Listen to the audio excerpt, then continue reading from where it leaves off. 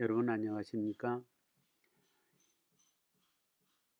오늘은 마가복음 3장 20절로 29절에 나오는 말씀을 어, 중심으로 마가복음 강해를 한번 해볼까 합니다.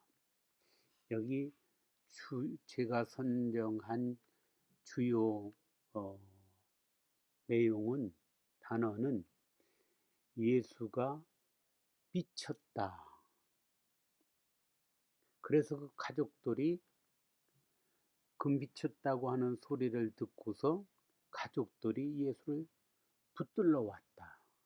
이 내용과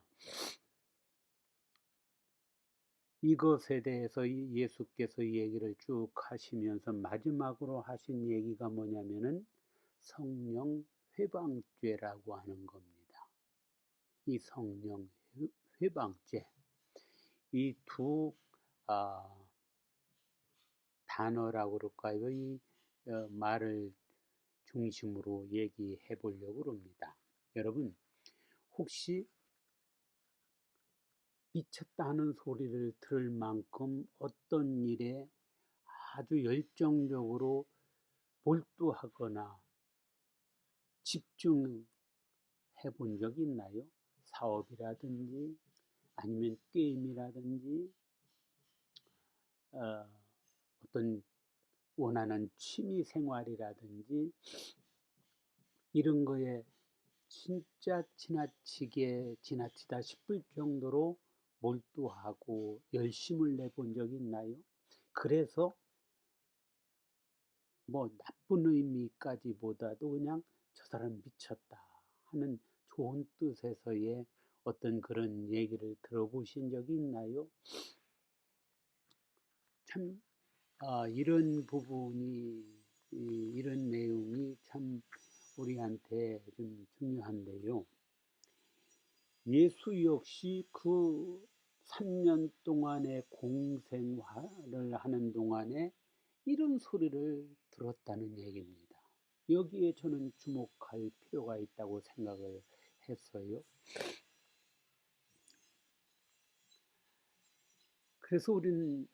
그래서 지금 우리가 사는 세상에서도 앞에서 잠깐 얘기했지만은 미쳐야 성공한다. 미치지 않으면 성공 못한다. 이런 말을 심심치 않게 아주 종종 합니다. 미쳐야 돼. 우리가 논리적으로, 이론적으로 봐도 미쳤다 하는 소리를 들을 만큼 거기에 몰두하거나 몰입하지 않으면 참 어렵다는 것을 인정하게 됩니다.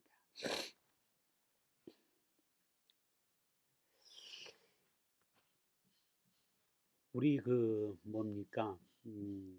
우리 전에 내려오는 말 중에 신바람, 신명나게 이런 말이 있어요.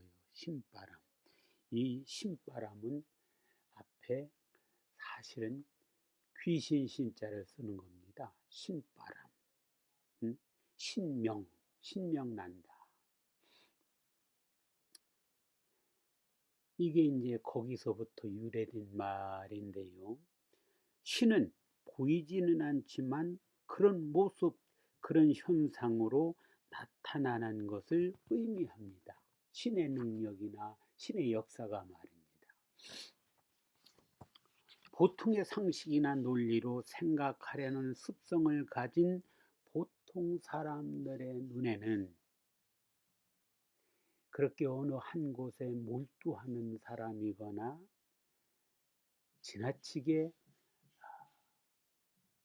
지나치다 싶을 정도로 열심을 내는 사람들, 심지어 예수의 하고 다니는 모습까지도 미친 사람처럼 보일지도 모릅니다.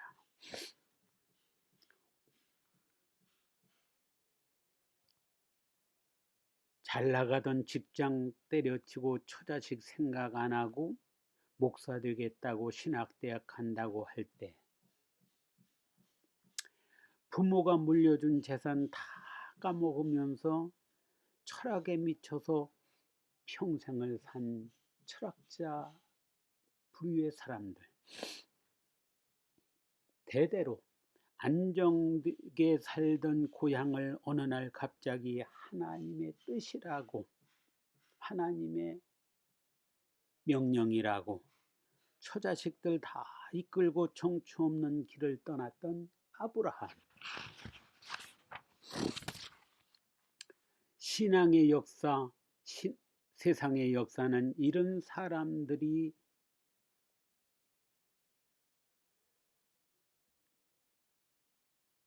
이루어 놓은 어떤 내디딘 어떤 진취적인 일들로 인해서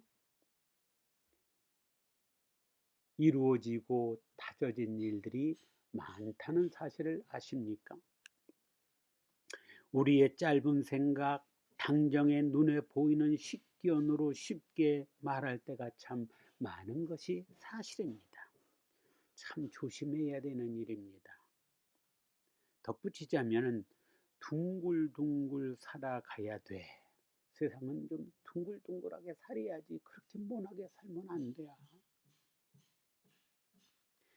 하면서도 어떤 때는 좀 특이한 사람, 바른 말 이렇게 해서 좀 상황을 바꾸고 일반적으로 보통 사람이 생각하지 못했던 그런 어떤 새로운 아이디어를 내 가지고 어떤 상황을 바꾸는 사람, 이런 사람 있을 때 그런 사람을 보면서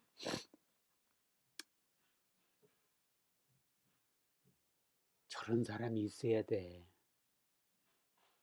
이렇게도 또 말합니다. 참 사람이라는 게 뭐 예나 지금이나 뭐 동쪽이나 서쪽이나 다 이런 이중적인 모습이 있는 거죠. 어떤 때는 둥글둥글해야 된다 하면서 어떤 사람은 저런 사람 또 있어야 돼. 이렇게 말하는 모습이 우리의 모습이죠. 그것이 그때그때마다 자기의 보는 기준의 논리로 둥글둥글 주장했다가 또 어느 순간에 모난 사람 편에 서기도 하는 이런 모습 말입니다.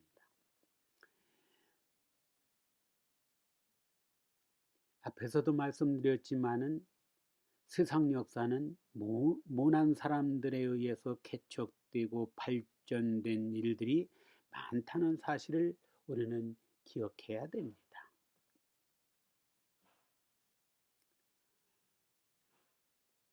더더욱 쉽게 말할 수 있는,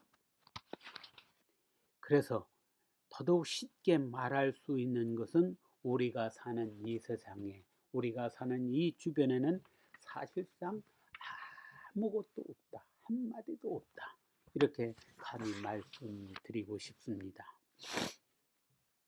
이런 흐름에서 예수께서는 앞에 자기가 미쳤다 하는 말을 들으면서 설명을 좀 앞에 했습니다마는 결론적으로는 3장 29절입니다. 미쳤다 하는 소문을 들은 예수가 이제 내놓은 말이죠. 성령입니다. 성령. 아까 앞에서 신바람 얘기했죠. 신바람.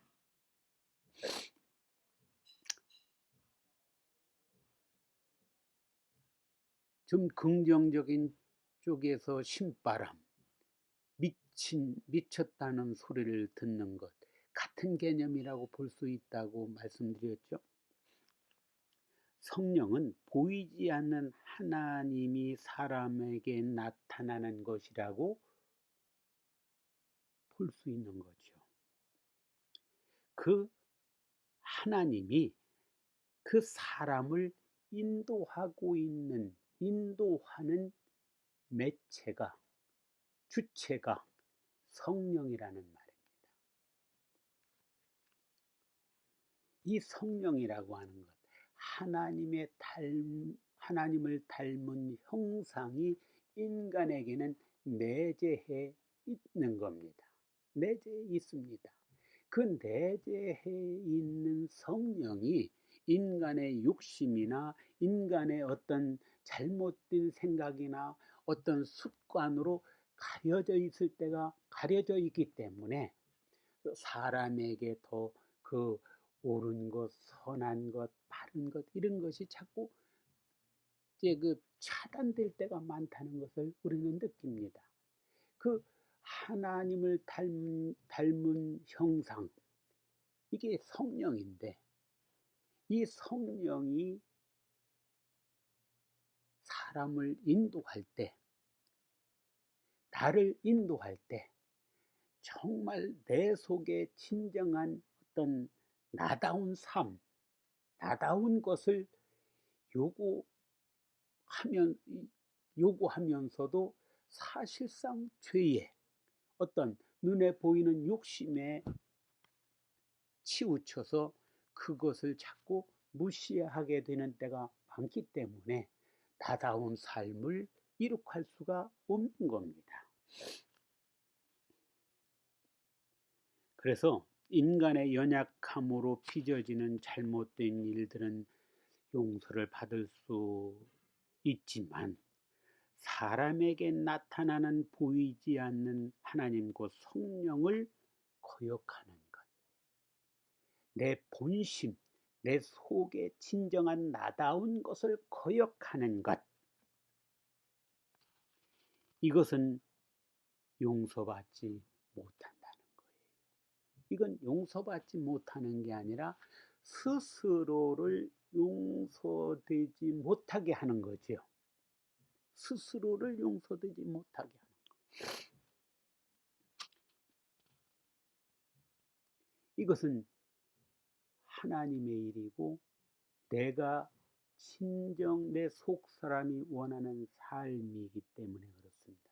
이것을 거역하면은 내가 원하는 용서, 내가 원하는 어떤 바른 삶, 내가 원하는 진정한 삶을 삶과는 멀어지는 것이 될 수밖에 없기 때문입니다.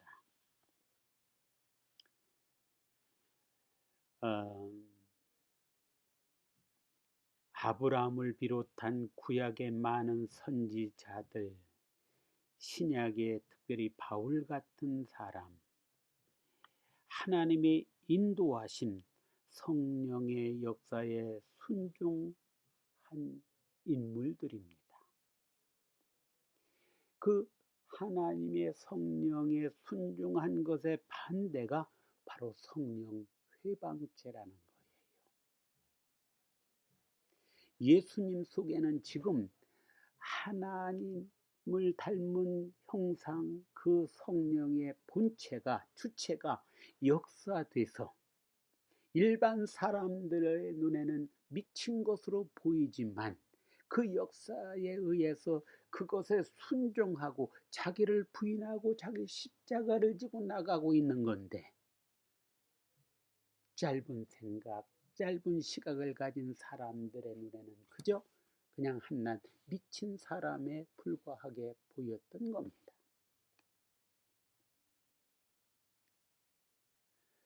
사람 속에 담겨진 하나님의 형상, 본질, 그것에 순종하는 것, 이것이 성령을 회방하지 않는 죄의, 성령을 회방하지 않는 일이라고 하는 겁니다. 이것을 거역하면 그 자체가 바로 성령 회방죄가 되고, 그것으로 이미 자기 스스로가 용서받지 못할 그런 조건에 자기를 내놓는 것이 되기 때문에 그렇습니다. 사랑하는 여러분, 오늘 예수님이 미쳤다는 소리를 들은 것과 그것에 결론적으로 내놓으신 예수님의 성령 회방죄라고 하는 것에 대해서 말씀드렸습니다. 감사합니다.